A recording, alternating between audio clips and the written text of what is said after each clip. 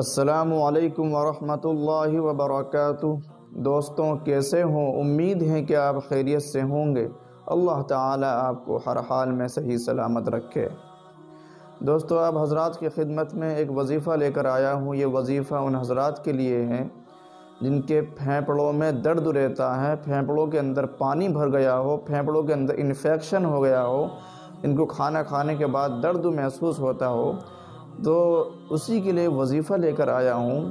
وظیفہ یہ ہے کہ روزانہ 3 مرتبہ درود شریف پڑھ کر کے 11 مرتبہ اس قرآن کریم کی آیت کیا ہے؟ سورہ رحمان کی سورت الرحمن علم القرآن خلق الانسان علمہ البیان الشمس والقمر بحسبان والنجم والشجر یسجدان والسماء رفعها ووضع المیزان۔ بس یہاں تک پڑھ کر کے آپ جو ہے اس قرآن کریم کی آیتوں کو پڑھ کر کے پانی کے اوپر دم کر کے پی لیں، یا پانی پر دم کر کے نہ پئیں تو 11 مرتبہ پڑھ کر کے ہر نماز کے بعد اپنے اوپر پھونک مار لیں، دم کر لیں۔ انشاءاللہ تعالیٰ اللہ تعالیٰ کی ذات کی امید سے بہت فائدہ ہوگا۔